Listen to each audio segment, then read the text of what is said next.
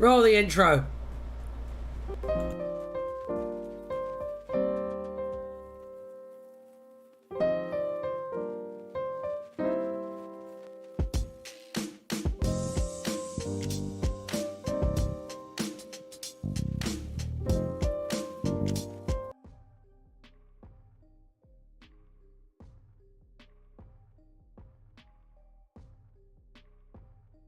Hi guys. How's it going? How's it going? None of you will ever know what I said there. It's lost media. It's lost media. There's nothing you can do about it. Let me put that on there. Nice sunny orange glow to my pasty ass skin. How are we all doing today? It's Jenny Wiki Roulette. We don't do enough of these. How are we doing? I see there's a list. Begin battling out for my approval. Don't listen to Nick. He doesn't even have a number. Oh, it looks like you're number 3. Okay, well done, number 3. Hi, Ryan everywhere. Hello. Alright, I'll pop these on the wheel real quick. I'll pop all your suggestions on the wheel real fast. Bookie Koi, Pride Month, Happy Woke Month. It's Pride Month short story. Okay. Oof.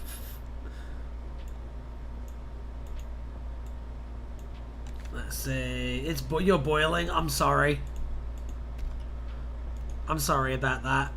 That sucks.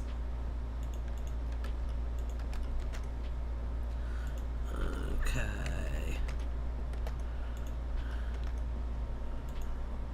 Oh, I'm number 2 fighting? Yeah, you're fighting for what number you're going to be. Silas. That's what you're fighting over. Whoever my biggest fan is, make the wheel super woke today. Alright, bet. Hold on. Let's do it. Just for today. Let's do it. Hold on. Boom, boom, boom. And then we're going to make you... Let's make you pink. Let's do that, and then what other colours are in a rainbow? Why won't it let me do another one? Why won't it let me do another one, you fucks?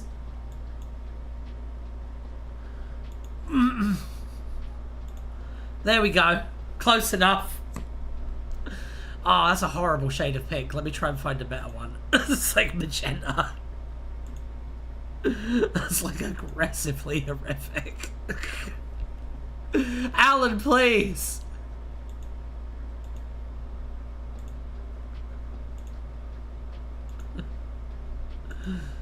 We're pro now.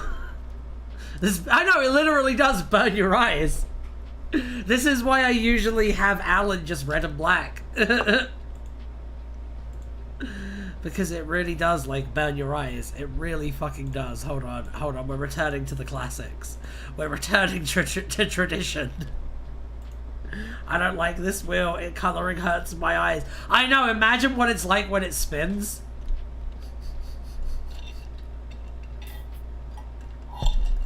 Imagine. That's your idea of LGBT, just add pink? Well, no, actually, I'd forgotten what colours were in a rainbow, and I was desperately trying to scramble to remember. And the one thing I didn't see there was the trans flag.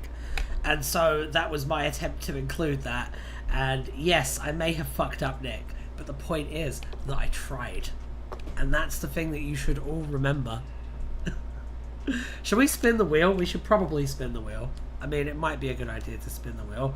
How about it's all pink? Hang on. Let's try that. That's a good idea. I like the sound of that. Hold on. I got this. Oh, no! Wait, hold on. Oh, yes! Hold on. Oh, yes. Okay, yes. Spin time. Trans Alan. We can make a trans Alan. We could do that. That would be, Oh, wait, no, because that's the wrong shade of fucking blue, isn't it? Yeah, hold on. They don't have the right shade of fucking blue! And now I'm angry. There you go. There you go. That actually looks kind of badass, to be honest. I like this. I like this one. All right, let's go to red and black. Let's go to red and black. That was cool though. All right.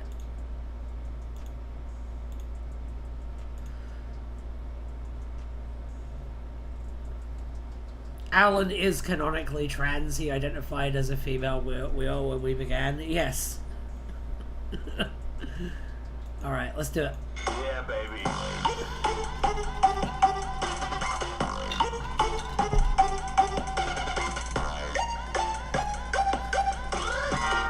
My pronouns are bat/man. God damn it, Silas. Alright, Fortnite. Your belief is just... Fuck's sake. Did you see... What the fuck? Elavia... Elavia Zuellen.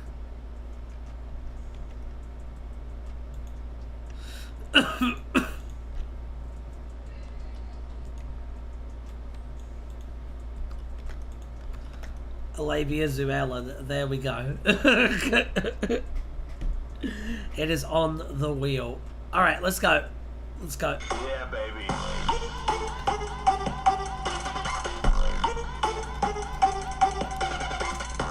Imagine if it landed on that, like, immediately after. New York Chaos, a comic story!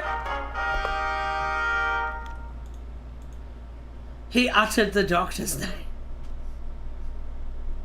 Earth 28. Alright, just give me one sec, because I need to pop that in the wiki search first, and then I will put that in. New York Chaos! Ryan, we landed on Fortnite. Did we? Did I completely glaze over that? I'm sorry. We can do Fortnite first, and then we can do New York Chaos. We can go on the wiki twice, that's fine. Alright. Let's do that. Okay, so we're doing Fortnite first, yeah? Fortnite.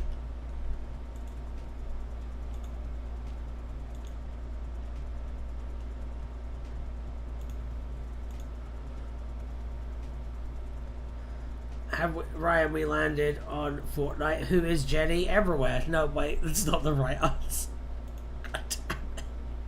Alright, Fortnite was a video game which existed in at least one universe. The giant chicken was a playable character in Fortnite, and the crystal llama was an accessory which the player could wear. Lavish Layer was a location featured in the game. During her stay at 31 Spooner Street, Jenny Everywhere played as the giant chicken in Fortnite. During this, Peter looked in and saw this, leading to an awkward situation. Fortnite is a video game developed by Epic Games. That's the end of this article. Alright, what was New York Chaos? Let's look that up. Let's do that. Why don't we?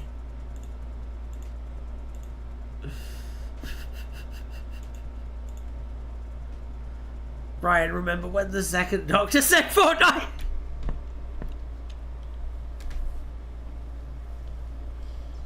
That was really funny, Nick. Fucking points to you. Fork knife. I was playing a lot of Fortnite when I made the comic it appears in. Oh yeah. I have only ever played Fortnite with my godson and hated it. It's not for me.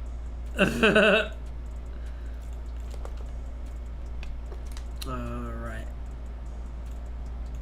This is the one. Remember when the second Doctor fought spiders with Yaz and Ryan? Good time.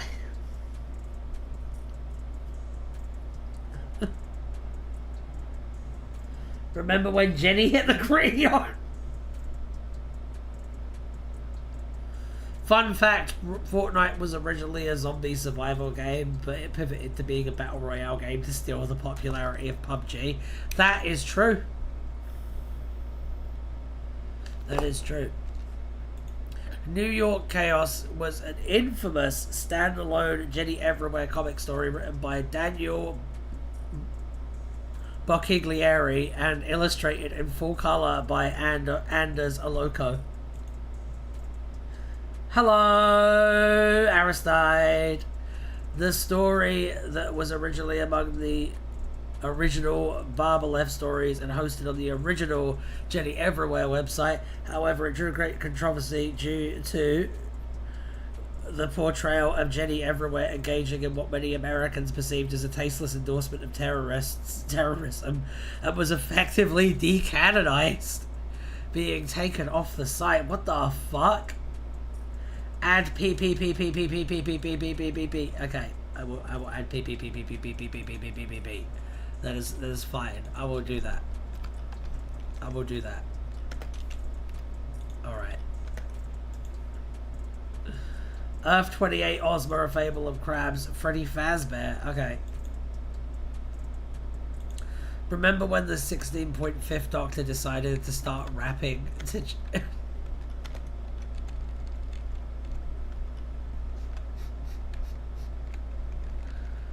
damn it.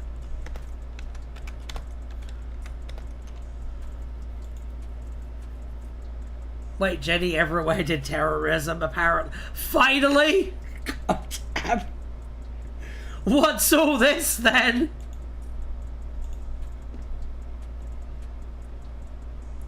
Yeah, we're not going to... when we do the Jenny Everywhere audios, we're not going to adapt the story. Jesus.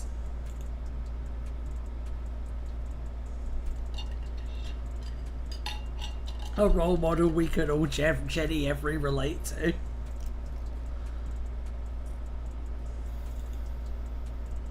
Yeah, don't say that, Cookie Boy. Jenny Everywhere's Roblox. It's a short story.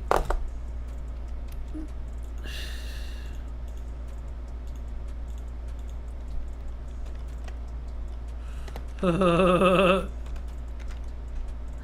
know what I'd love to see? You know what I'd love to see? I'd love to see Christopher Nolan's Jenny Everywhere. I want to see Jenny Everywhere get a gritty, vaguely conservative reboot. That's what I want to see. Was it really terrorism, though? I mean, I'm gonna get to find out right now. I can definitely be the judge of that. I think I'm qualified to be the judge of that. As the host of TARDIS Wiki, Roulette, and write a Doctor Who from scratch, I think I'm more than qualified to be the arbiter of what is and isn't terrorism. Alright.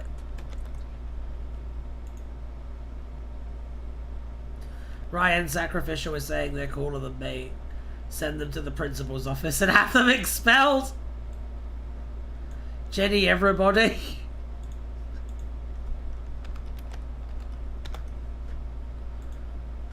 Jenny Everybody is not a page. Oh. Alright. Let me have a look at this paddle.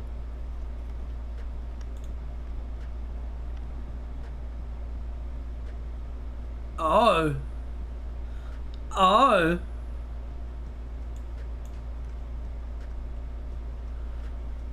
Weird.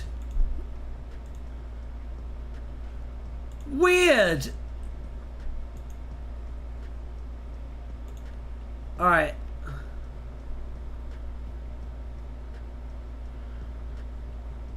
Despite the President of the United States sending 2 FBI agents in a helicopter after her, Jenny Everywhere, in an anarchically minded incarnation, sets out to blow up the Statue of Liberty to make a stand against the United States of America's foreign policy. The story focuses on an incarnation of Jenny Everywhere who wears a pale yellow scarf, a black parka, and brown aviator gloves. The story takes place all in one universe where Jenny Everywhere has been using her shifting powers to oppose the President of the USA's imperialistic tendencies for some time. This story's Jenny Everywhere, dressed similarly to the one in Beauty is a Beast, also drawn by Andrea Aloco, though they are not quite physically identical. The events of the story were briefly referenced by Red Max in The Legend of Jenny Everywhere, in the introduction of Jenny Everywhere Becomes Sigma, among various other things in which Jenny has been across the multiverse. A terrorist is included, which has no incident been one time.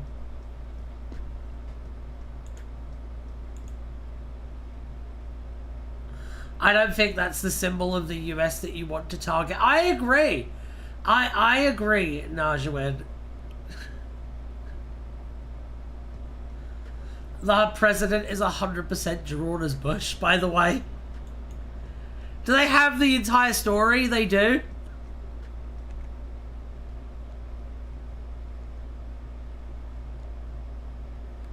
See, my issue is, from Moses it gets the tablets of the law, from Minerva the raised arm, from Apollo its fiery torch, from the Sphinx the mystery of the face, from Christianity the aerial crown. And then they cut to this panel here, and like, and it says, and from Horus the bomb. And aside from like, hang on, let me get this so that you guys can see it too. 1 second. I don't know, man.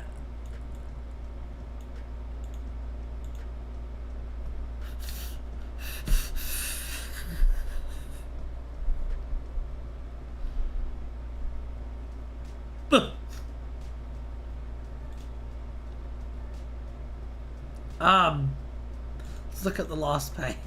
Oh, this one's... What is this? A page for ants?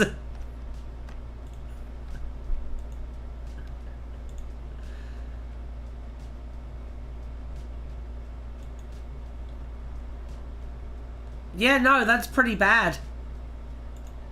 It's pretty bad and pretty irresponsible.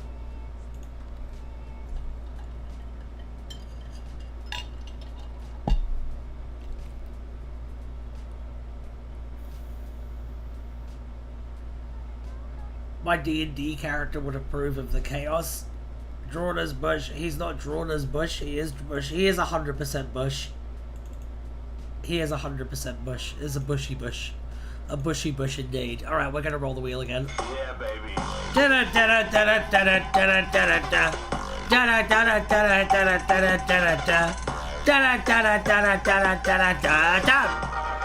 Jenny everywhere!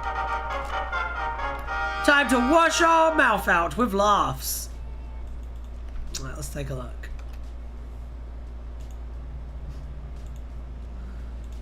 Jenny everywhere from New York Chaos. Why just go there first? Jenny everywhere. Jenny everywhere, also known as the Shifter, and by a variety of other titles and aliases, with an anomaly in the multiverse, versions of her exist in every universe, and share the ability to shift their consciousness or a physical form from one universe to another.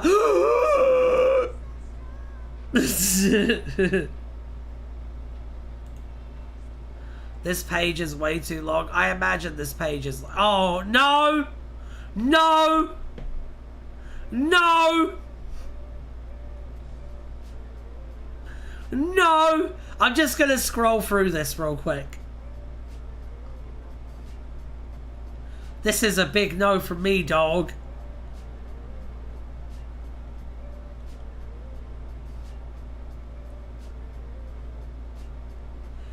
It just keeps going. We're not even like... We're about a third of the way through right now.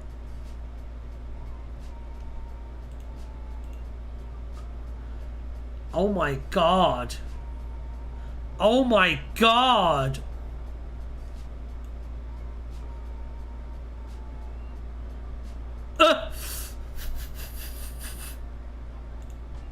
It would take me the entire stream to read that page. I'm not doing it.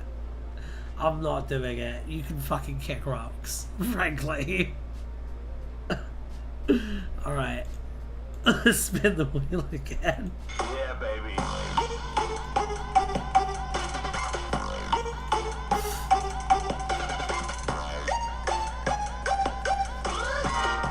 Bunny Jenny, who wrote that? I just want to talk. Shifting. Wait till you get a load of me, Jenny, probably. Do add destruction of the Cupid Parliament to the wheel. Do it. I'll do it.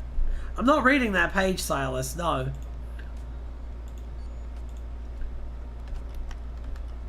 No. Alright. Destruction of the Cupid Parliament. It's on the wheel now. Jenny everywhere in the city of the safe will be a nightmare. Okay, let's switch over to the wiki real quick. Yes. Shifting was the usual name for Jenny Everywhere's ability to transmit both matter and information from one universe to another, for which reason she was known as the Shifter. Other beings who could perform the same trick sometimes also called themselves shifters, although it was also used to refer to dimensional travelers in general. Ah! That's something in my eye. David Lowe once referred to shifting as the Kefizat Haderek. Oh. A distinction was sometimes drawn between physical shifting and between bodies shifting. Some types of interdimensional vessels, such as hyperships, could be used to shift artificially if one did not have personal shifting powers. In some cases, by means of a dimensional shift engine. However, not all interdimensional vessels were described as shifting. I have a question for the chat. Are you going to cover Jenny Everywhere meets Ryan Molyneux? Is that a real thing? Is that a real thing that exists yet? Is that out? I have a question. How powerful is Jenny Everywhere? Like, could she beat Goku? That's what I want to know. Yes? Are you saying that to me? Or are you saying that to Sacrificial Lamb? That's the real question here. Physical shifting usually had telltale markers, but they varied from shifter to shifter and from world to world. Visually, Jenny could emerge wrapped in a rainbow or rainbow-like shifter energy, gradually fade away or merely blink into existence. She was once seen to disappear in what looked like an explosion or in a flash of light when Sven Alistade shifted away and took people with him. Each shifting person would leave behind a small pink cloud and a rising plume of yellow-greenish smoke, which took several seconds to dissipate. Depends on the incarnation, yes.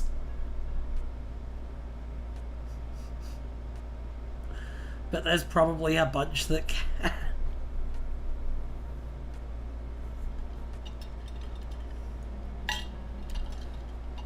Some shifters, including some incarnations of Jenny Everywhere, could shift items other than themselves, either summoning or banishing them. Some Jennies could use shifting at will to change clothes, or even put on makeup instantly, even when they do not correspond to a change of dimension.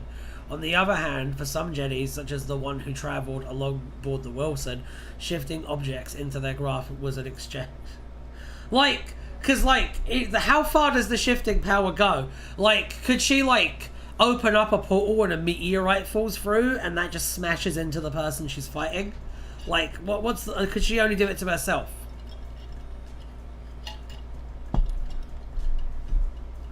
I guess each Jenny is considered an incarnation. Yes, Madsty.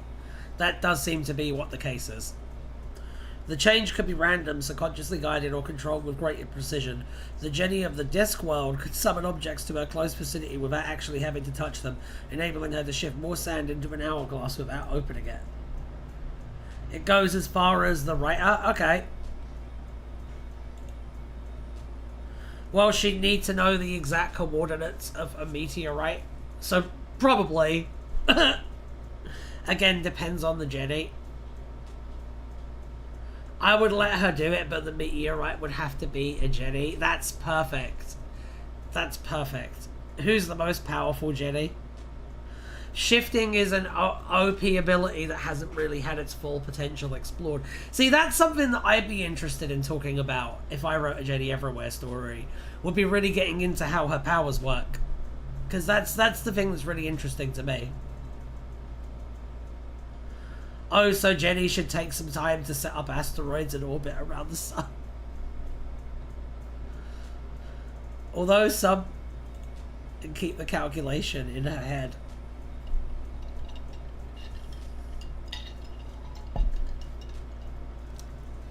Jenny, every murder is the most powerful. Alright, although some shifters could much of a lot of Jenny's abilities and world building, yeah.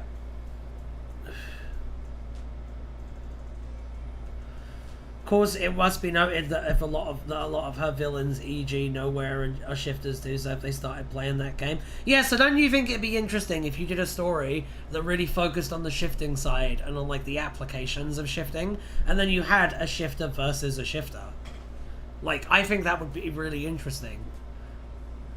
I don't know. That's the thing is, like, if I was to write Jenny Everywhere stories, I'd want to write like proper superhero, like action adventure stories. Because it's a cool power, and it has lots of options. Jenny Colombo is the smartest Jenny. Can she start a What We've Also War with universes as weapons? So we get the dregs. Jenny Everywhere is just MCU Kang, but better. I was thinking more of, like, Reed Richards. It reminds me a lot of the Council of Reeds.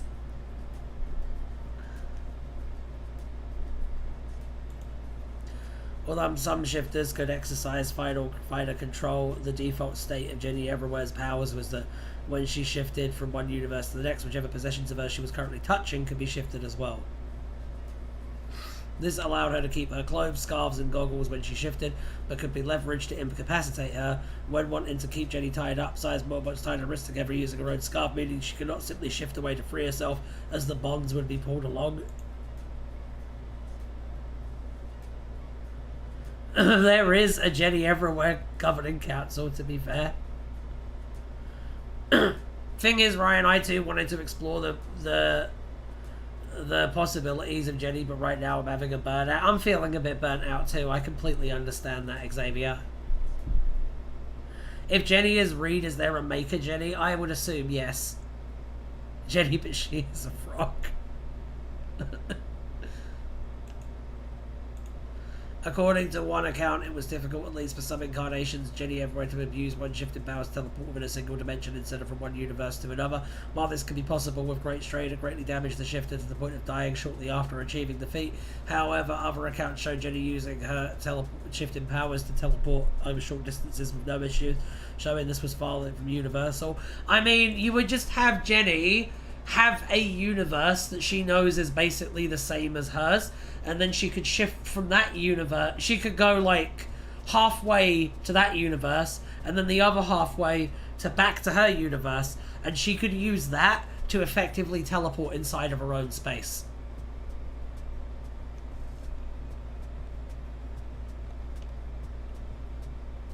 I think what did it was a Christmas special story I was writing 8 months ago. I can't get it to work, and it's eaten all my motivation for Jenny. Honestly, mate, abandon it, write something else, then come back to it. I think that's the solution there. Honestly, mate. Maybe we can give you ideas.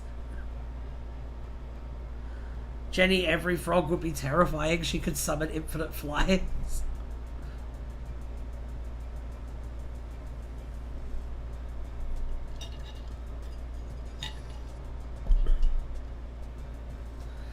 When people who weren't shifters themselves shifted for the first time, they can sometimes experience a feeling similar to being mildly inebriated or intoxicated. This wore off after a few minutes.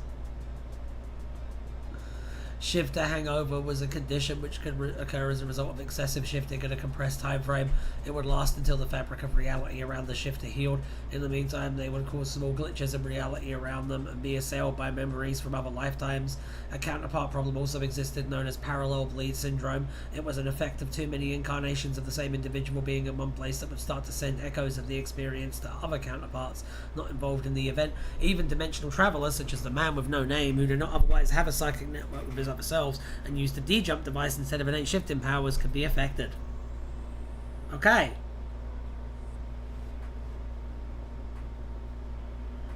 So teleporting through identical universes just dooms one universe for the other. Why? Why does that happen, Lamb? In some cases, shifter abilities could be temporarily transferred to other individuals. Kim, Jenny Everywhere's vampiric roommate in one universe, could gain a temporary bond with other individuals from drinking some of their blood and feel their location.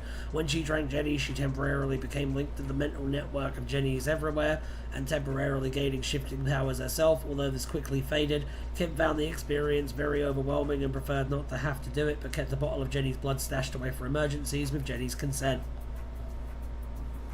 Although there were many methods of interdimensional travel, some specifically replicated shifting powers like Jenny Everywhere's.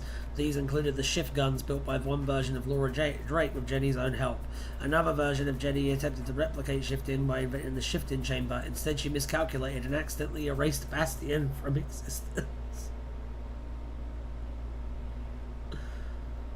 At least some Jenny Everywhere incarnation shifting gave off large amounts of shifter energy or shift energy. This energy, refined into a beam fired from a cannon, was one of the few things that could harm the entity.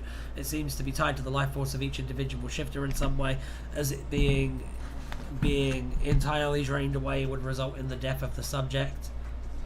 Is there a shift force? Because that's what it sounds like. Jenny understood shift hangover as being caused by burning through a lot of energy, shift energy really fast. It was possible to harness a shifter's dimension-transcending powers against their will, draining them of energy. For instance, Dr. Brain's portal was an interdimensional portal which drew its power from a captured Jenny Nowhere. Shifter energy was known to appear as a shimmering gold, rainbow-coloured, or green. In the collapsed cosmos, true shifting became impossible, even for Jenny, because the multiverse had collapsed. However, teenagers on TikTok began claiming that they had cracked the secret of reality shifting and could visit parallel universes to engage in romantic relationships with a certain wizarding bad boy. Oh no! It was also rumored that the CIA was experimenting on reality shifting. Jenny Everywhere knew that all of these claims were erroneous. That's not what force means. I know I'm using bullshit comic book logic, but I mean... It's in Jenny's body. It can be drained. Sometimes it does whatever the writers need it to. So it's key, basically. Is that what you were saying? I like to think it's like a physical ability like the X-Men or in June. So, like, they're producing their own power. They're not, like, powered by something else. Am I right in saying that? It's a field. But what's, like, producing the energy? Are they producing the energy just by, like, existing? Like, how does it work? What's producing the field? I don't know science, but I know comic book logic. Explain this to me. I'm saying it functions a lot like New Who regeneration energy. Okay.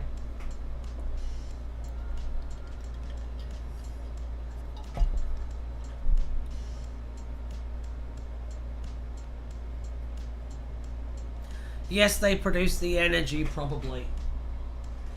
The reason why I ask is because I was reading a Reddit thread the other day about the X-Men, and they were explaining that a lot of the characters who are white or like white coded tend to have powers that are self-sufficient and drive the plot forward, whereas a lot of the characters of color get abilities that are dependent on external factors and are reactive to the plot. And the reason why I ask if Jenny's abilities are born from some other source or if they produce them themselves is because of that. Because Jenny is generally depicted as a character of color. And so I think if we were to say do a Jenny thing, I would prefer it if their powers came from them and were completely independent of them.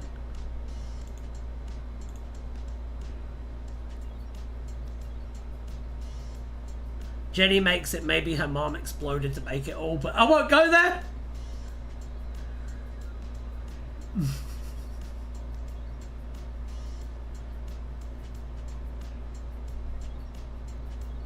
I refuse to think that an external force makes it. That anger sustains me, not sacrificial. I like that.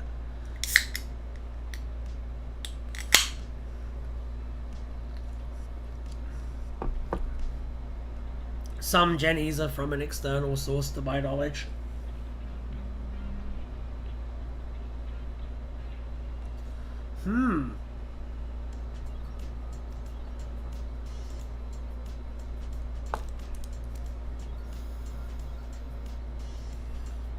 Alright, let's just spin the wheel again, but we'll keep talking about this stuff because it is interesting.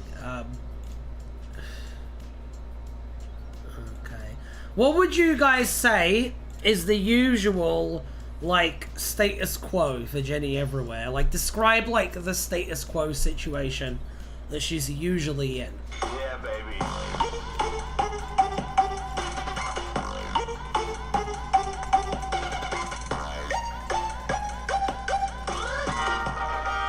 Definitely the dark.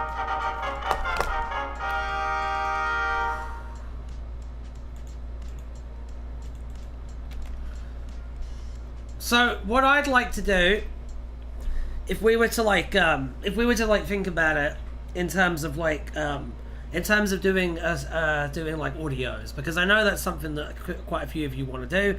I want to do it, and these Jenny sessions have kind of turned into brainstorming for that, and I'm fine with that. What I would like to do is basically do an alternate universe take on Jenny Everywhere, where you treat it, all of the different aspects of Jenny's universe that are really familiar to fans, like there being tons of Jennys, like all of this continuity and stuff. I would make sure that the audience discovers that stuff as our Jenny does. Like, our Jenny has not met any other Jennys yet. You know what I mean? I think stable Jenny is her popping into a location with a comfortable home life in a universe with her scientist friend Laura and that other person. Okay. There's not really a standard status quo because the archetypal Jenny is a doctor-like wanderer without a stable home, popping into a new universe every so often, never staying anywhere long. See, I would argue that that is a status quo. I would argue that being a wanderer archetype character is a status quo in and all of itself. Like, think about David Banner from the 1970s Incredible Hulk show, and how every episode would just be him drifting to a different town. But that was his status quo, was every time he would go in, he would do an adventure, and then he would walk away alone on the road, and do would play in the background. The other person would be, well, yeah, like, I mean, so the format would be Jenny pops into a new location every episode, has a friend or makes a friend that serves as their ally for the story, and overcomes some kind of problem or defeats some kind of villain, and then leaves to go on new adventures. That's your format. I feel like most of the Jennys aren't wanderers, though. Most of them are more sedentary types. This one would have to be a wanderer, because a sedentary character is inherently a less active character. And I think that works okay for like comics and like stuff where it's essentially like a gag. I don't think it works necessarily as well for like if you're trying to do something a bit more in depth. Typically, Nowhere will have some grudge or vendetta against her, whatever their relationship, and eventually seek Jenny out. Okay, so that's your arch nemesis sorted out. Wonderful. Depends on the medium and the era. It was certainly the norm in the 2000s.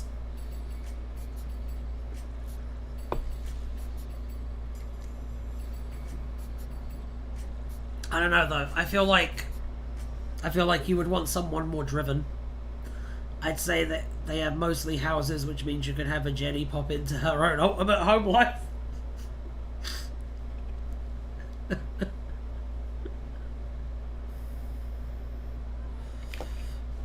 I think there's a lot of potential there, to be honest. I think there's a lot of potential there.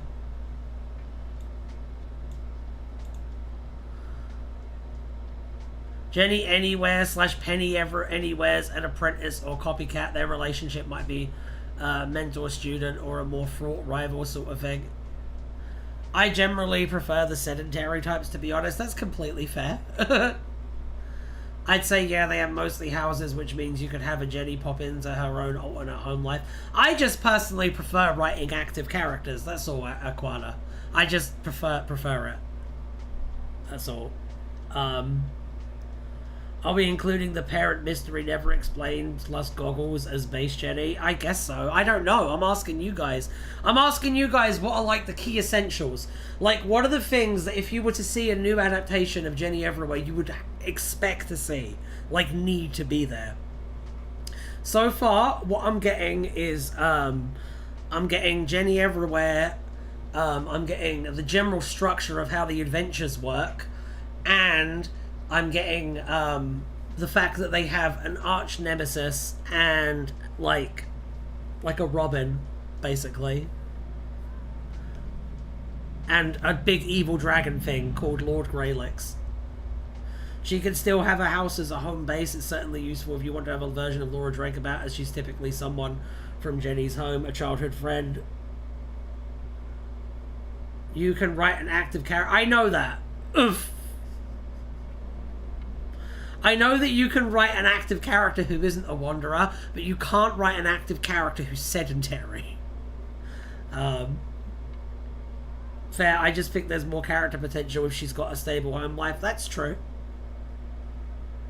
She will almost always have a scarf and a pair of goggles.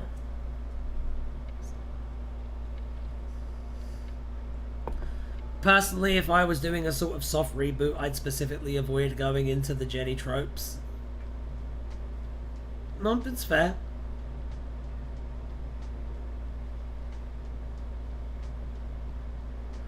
I mean, queer anarchist commune Jenny who goes to protest IRL but is slowly begins to interact with the broader Jenny multiverse and powers could be an ultimate stake, but it's also, like, not great for escapism. That's true.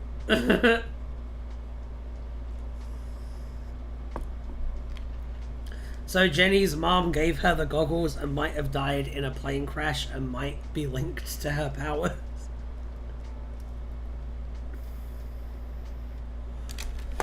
Okay.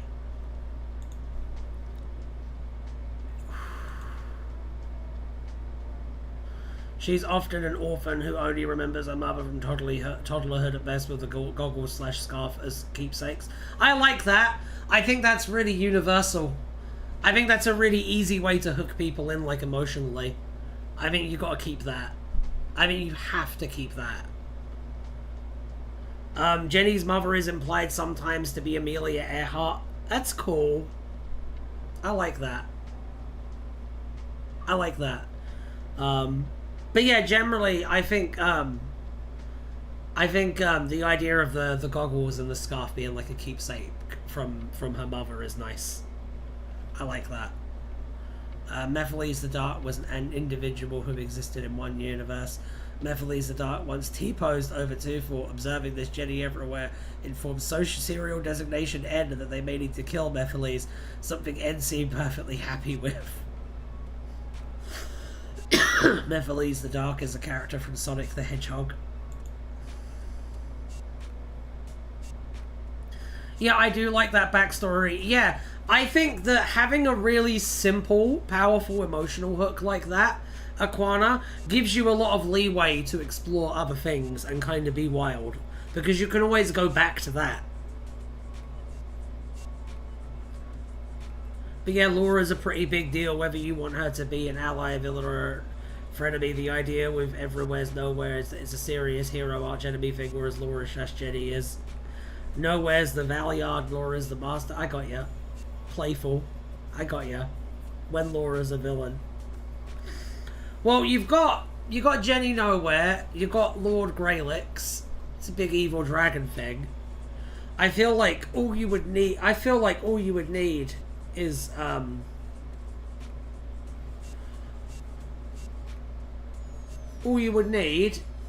like something to escalate beyond that.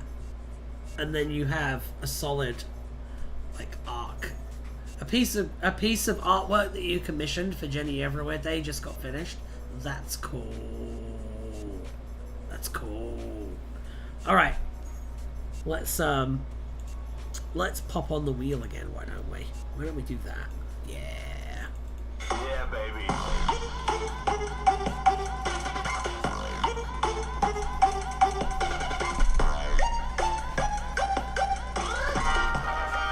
Cookie Boy 2005.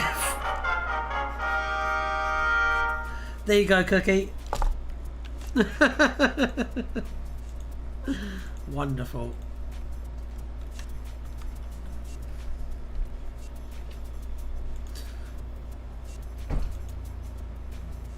It's a list of appearances.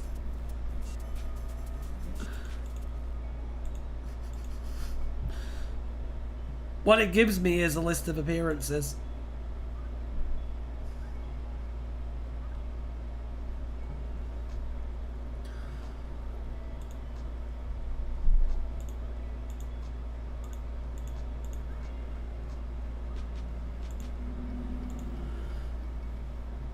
More Lauras are friends than enemies. Laura is usually now the sapphic lover.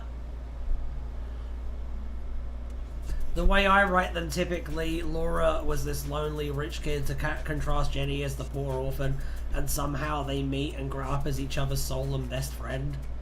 Aww.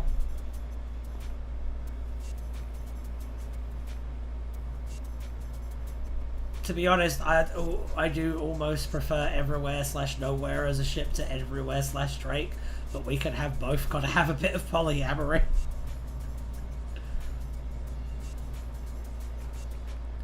Who's like crazy and evil and stuff? Who's worse than Lord Greylix? That's what I want to know. Because, I mean, every story is a trilogy, and you have your part 1 and part 2 villains. Who's your part 3 villain? Who is it? Who's a bigger baddie than Lord Greylix? That's what I'd need. That's the last thing I'd need to know to tie all of this together. I love your avatar. Cookie Boy, it's great.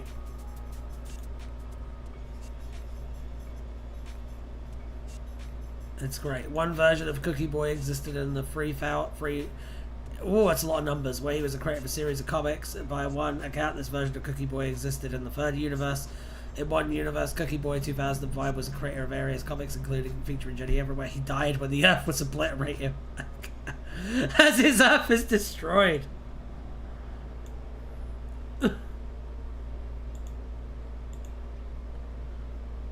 Thanks, no worries. Part 3 villain is the Self. Yeah. But you know, he's more this doomsday villain who never actually appears. Who's that? There's always the abstract of chaos, the mad god. So, you know, I would more have that be like, you know how every science fiction franchise now has to have fucking elder gods in it? Xavier, you know, I was been playing Cyberpunk 2077 and it has elder gods in it. Fallout has elder gods in it now for some fucking reason. Maybe we should just have it take that role. I do the governing council. The greatest enemy is totalitarianism or some such. Hang on, let me look them up real quick and then we're going to go back to Cookie Boy's page.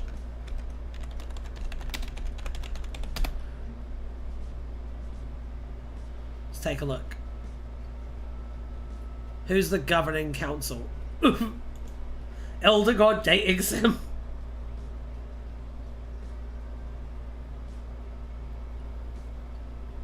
Who's a villain who's basically comic relief, a complete throwaway, but their power set could theoretically be refined into something scary?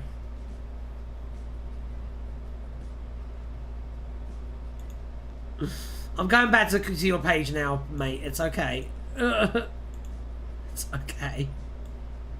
Everything's fine, Cookie Boy.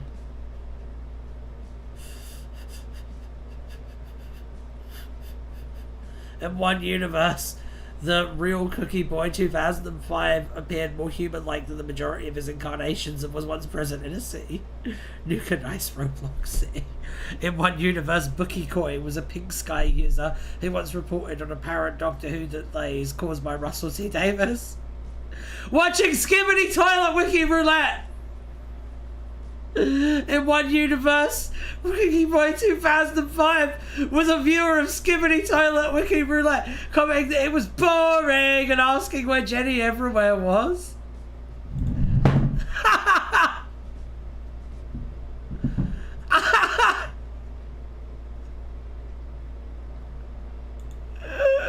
What the fuck is this? What is this rabbit hole? Hold on, guys. Is that me?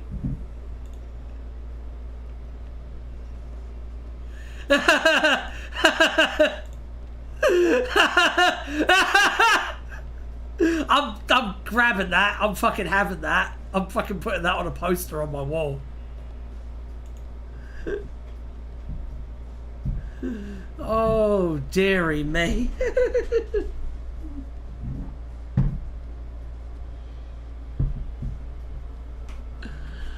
Oh, dude, does this make us canon? I think it does.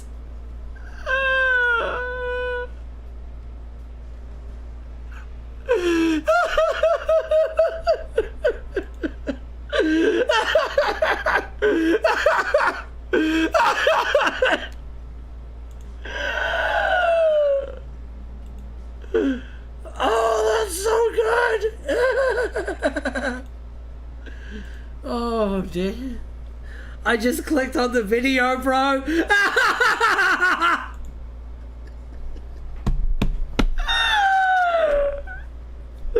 Hang on. Hang on, let's get a real look at this together. As a family. 1 second. Because I have the image here. 1 second.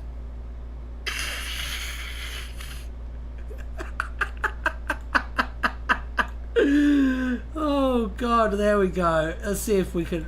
We can!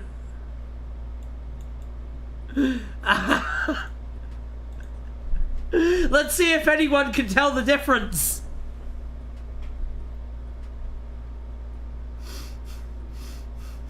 There's someone called Arco Queen. Lavia Zuellen, not Bruce.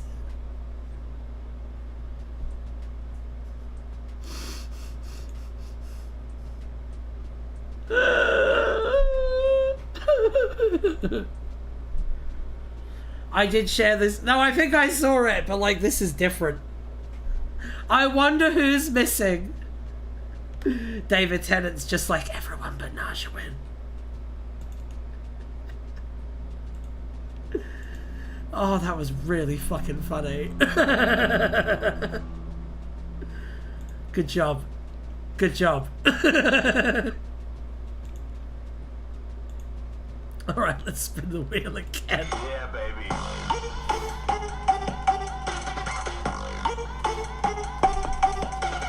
Fucking hell.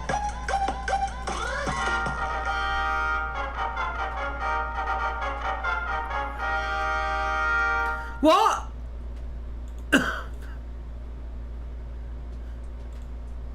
The winner is nothing. It's just absence. Yeah, baby. The winner is the void. Oh, gonna have to go in a sec. Bye, Aquana. Good to have you here. All right, the painting.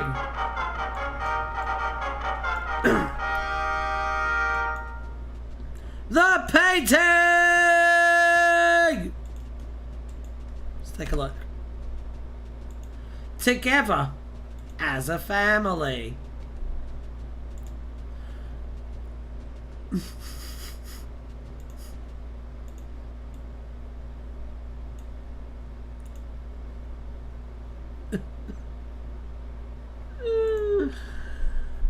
Oh god, I fucking died there, guys. I like died and went to heaven.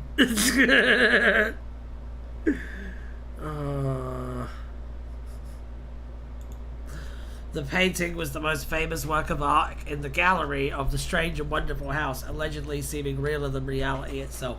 It depicted a woman dressed in blue, painted by the seashore, staring in the distance as the sun rises or perhaps sets.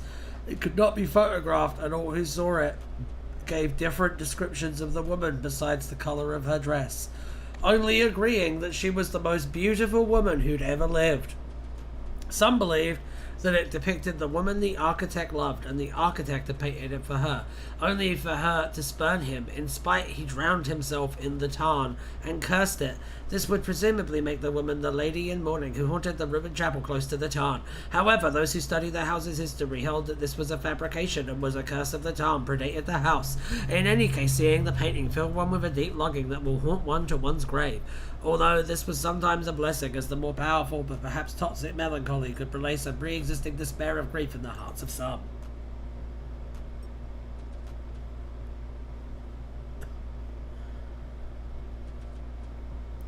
I'm glad you liked the parody thing I did. I wasn't expecting such a tremendous reaction for some reason. I really liked it, dude. It was fucking hilarious. Do you have any idea how long I've wanted someone to do a parody of my work? Like, thank you. Appreciate it, man. It means I've made it, as far as I'm concerned. I'm a proper YouTuber now. Nude York!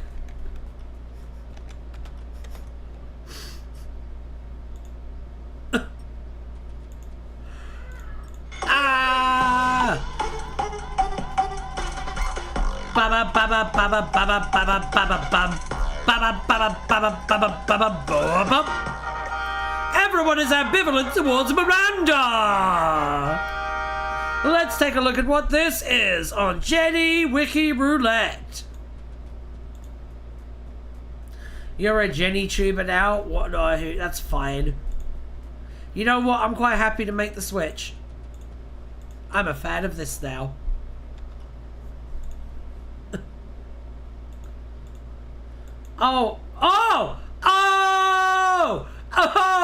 Oh, you didn't even get a fucking chance to talk, Ian. Get deleted. I have no idea what you said and I don't care. What did Ian say? Hang on. Oh, she's not in here. Damn. I was about to congratulate Felicia on her sharp work. The void took him. Must have hallucinated. RTD2 will only end when Jenny Everywhere becomes showrunner. That's true. Must have been the wind. Ian said something about meat.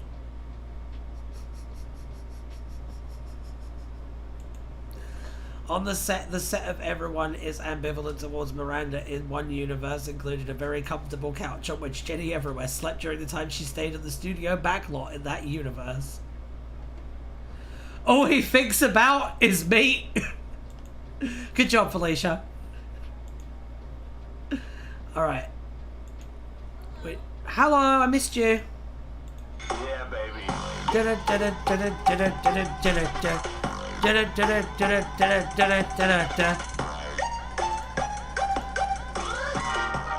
Can't we permaban him? No.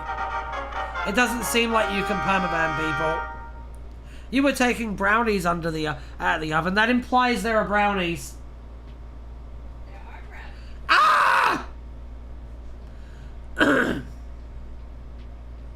Cookie Boy 2005 again. Well, we just looked at your page. Yeah, baby.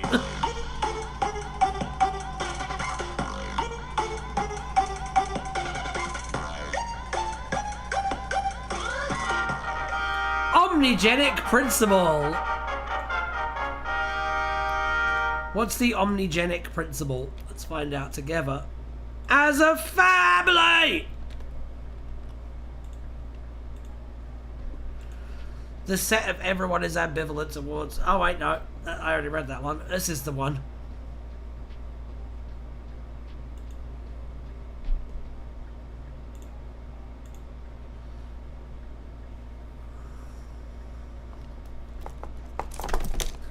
Ah, we did this because of another page. The second counterpart is the one we should have gone through. Whoops!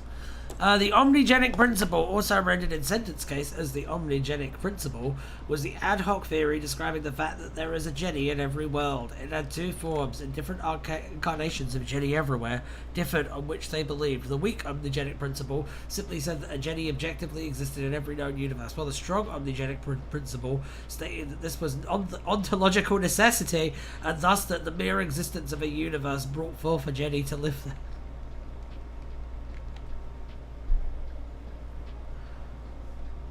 I have a question about Jenny Everywhere. When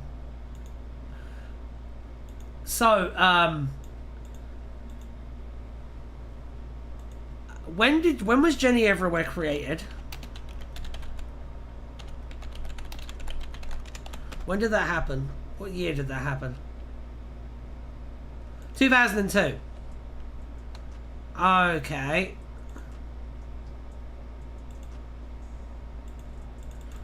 Are you guys, is anyone here familiar with Jenny Sparks or Jenny Quantum?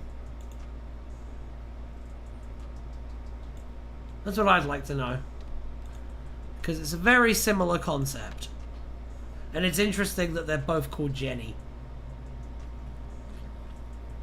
FYI, I firmly believe the omnigenic principle is completely wrong.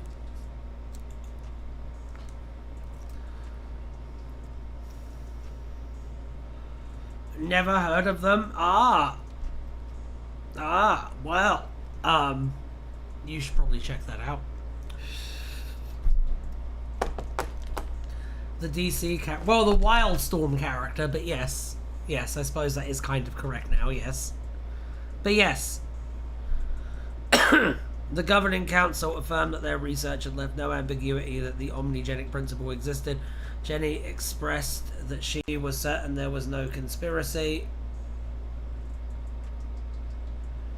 Interestingly, Kathy Quantum was considered as a name for Jenny in her very early development, although Jenny itself only came in later. She was originally pitched as Julie Everywhere. Oh.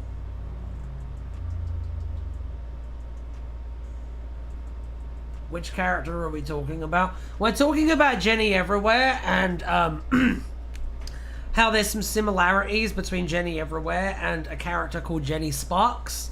Jenny Sparks is the spirit of the 20th century. Every 100 years, a new Jenny is born, and they have superhuman abilities which relate to the great technological innovation of the era that they were born in.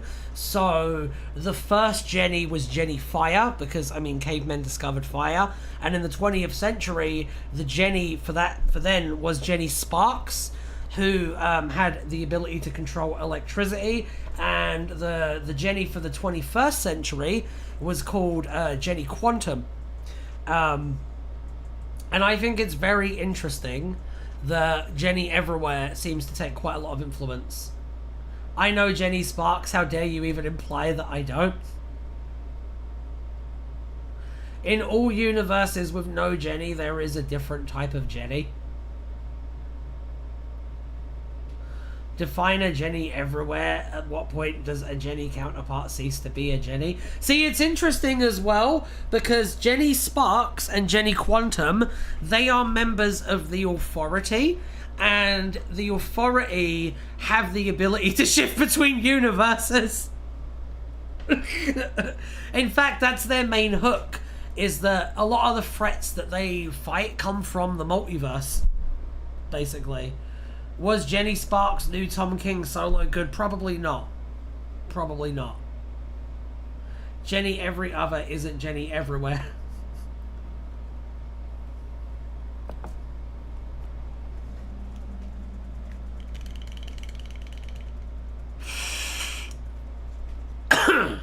The governing council affirmed that their research had left no ambiguity that the omnigenic principle existed. Jenny expressed that she was certain there was no conspiracy. The council, slightly confused about what she said, offered to send an exciting 148,493 page long research paper titled Omnigenic Principle Research Paper via Mega, but it corrupted during the file transfer between universes. Following a consultation with the IT department, the council recommended to Jenny to visit them in person for a physical copy, but But Jenny confessed that she couldn't be asked.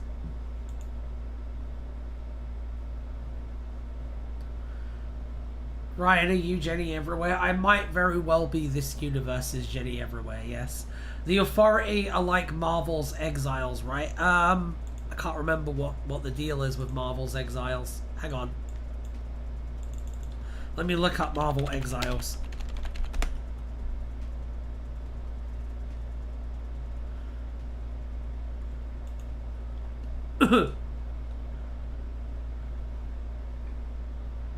No. No. No. The Authority is basically how's the best way to describe them? The Authority are like the Justice League if the Justice League was a leftist collective who actually wanted to change the world rather than just save it. They are not like the ends. They are very much anti-heroes, yes.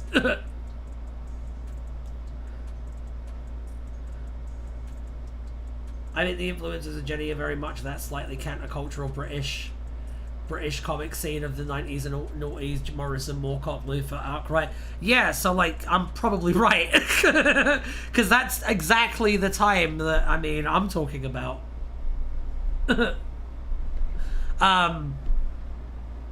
But yeah, the Justice League are the Authority are like the Justice League if the Justice League were willing to just nuke their problems.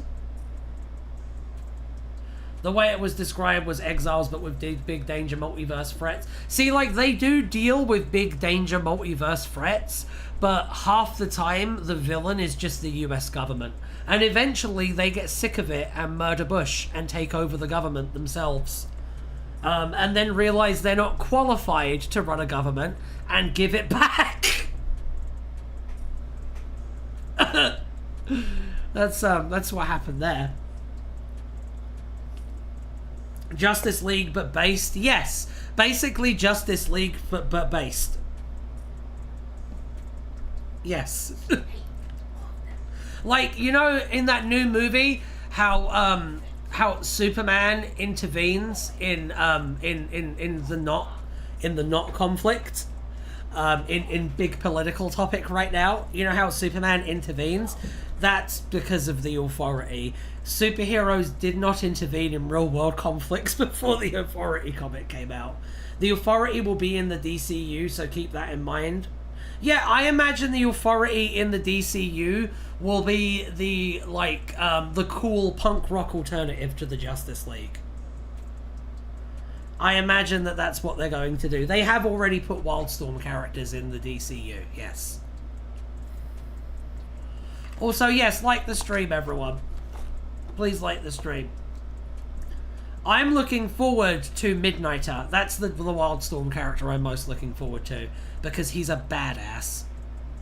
Spoilers, dude. I don't think that they're going to adapt anything from the comic directly, to be fair. I think it's going to be more about, like, the spirit of the books than, like, actually directly adapting it.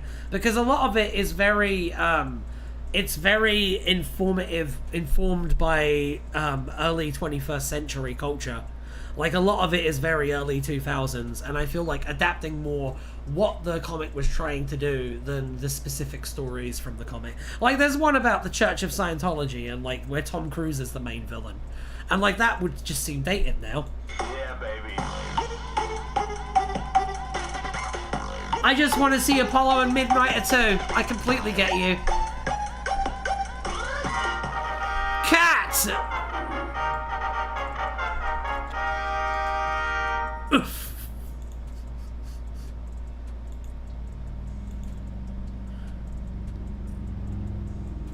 Have you read Supergirl, Woman of Tomorrow? I have not. I want to, though. I do want to. Let me pop that entry. What was it again? It was cat. Just the word cat. I learned who the Exiles were today. Alright, cat. I'm looking up cat on the wiki right now.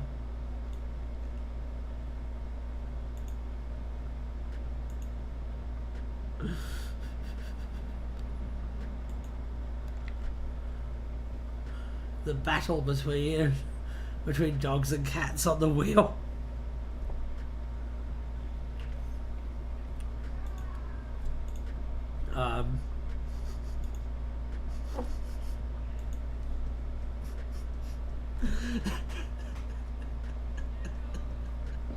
I just keep thinking of authority plots in my head now.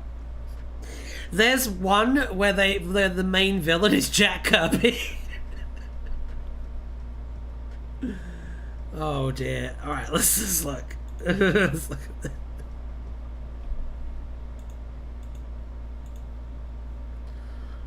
Okay, cats were often kept as pets by humans and other humanoids. Some were more intelligent than they appeared, and this is a Jenny Everywhere cat. Humanoid cats were also known to exist. Ryan, are you a fan of Lazy Town? Yes. At least one incarnation of Jenny Everywhere was a cat. She was once present among other incarnations of the Shifter at the graveyard. In one universe, Kisa was an anthropomorphic cat associated with Heidi and once had a phone call with Fez. In her home universe, a cat simply known as Cat lived with her owners and appeared as a striped cat. Upon being transported to the dimension of Ziyashalnania, Cat appeared as a real simplistic representation of a cat's face. The universe where Jenny Everywhere and Kim were roommates, one of their roommates was Thoth, a talking cat. He lived with a wizard called Stephen Lucas. Welcome to Lazy Town. Rather than the other way around, Kim dated this, noting that cats were often known for being liars. Another one of Jenny and Kim's neighbours, Professor Awesome, created a robot cat at the age of 9. One of his earliest displays of precocious engineering genius. In one futuristic universe, Alton smart pets included artificial cats. One such smart cat was later reprogrammed to act as the librarian at the Neptunian Orbital University and was encountered by the local Jenny Everywhere and Laura Drake during their first adventure together. In the Cheesy universe, Simon the Magical Sorcerer of Evilness was a cat who stole people's tongues, fulfilling the idiom. Robbie Rotten, my hero, always overshadowed by that punk Sporticus. An image of the aforementioned cat version of Jenny was featured among various other incarnations of the Shifter in a drawing by the 1511th universe's Jenny Everywhere and a Jenny Everywhere Day convention in yet another universe, with the cat Jenny universe is designated as the 22015th universe under Jenny's super nifty universe naming system.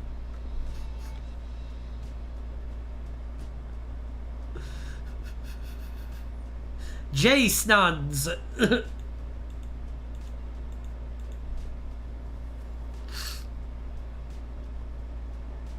Sport hashtag sport a shit.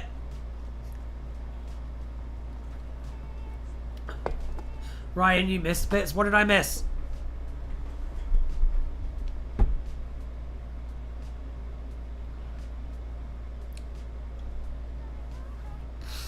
What did I miss? I'm not seeing anything I missed. An image of the aforementioned cat. I read that part. I read this part. I'm down here. I swear I'm down here.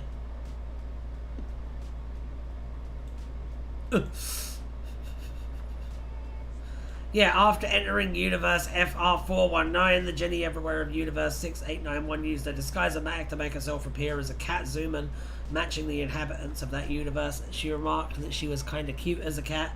In the third universe, the night of April 1st, 2025, a tortoiseshell cat stalked the shadows outside Luna Montgomery's home, watching passing by cars with intelligent hawk-like emerald eyes. Alright, one more, I think. One more spinny for today. You ready? Let's go. Yeah, baby.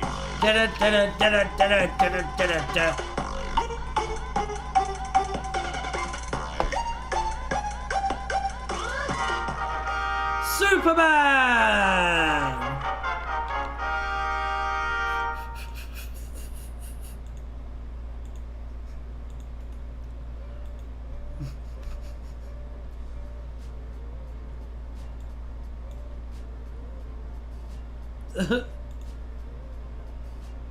Perfect.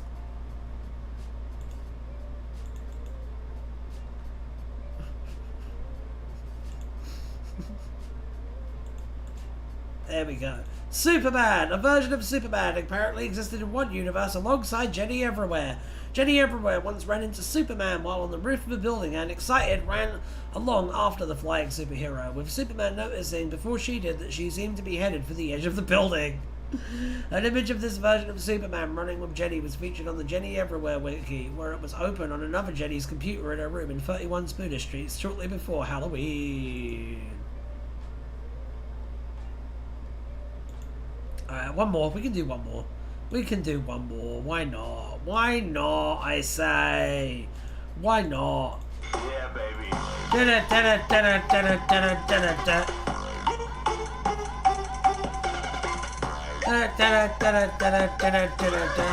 The gay man flag! For fuck's sake. Why do I do this to myself? Alright, let's do it. Okay. Let's do this. Alright. A green, blue, and white flag was depicted in a bandana worn by Cookie Boy 2005 during Pride Month. This is a widely used flag to represent gay men, hence its appearance during Pride Month in Happy Woke Month. And I just learned that this flag exists. So that's pretty cool. Cookie Boy would like, this Jenny is mine. You have had a lot of representation today, Cookie Boy. I hope you're happy, because I certainly am. Is Bright Tank Thirst on the wheel? They are not, but they are about to be. Unfortunately, we are now leaving for the night. Oh yeah, I might be woke, by the way, that's okay.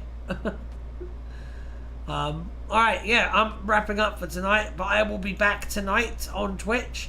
So you are more than welcome to join me there. If not, then have a lovely weekend, and I will see you next time for more Wiki-based shenanigans. Until then, from me and from Alan, we would just like to say, bye!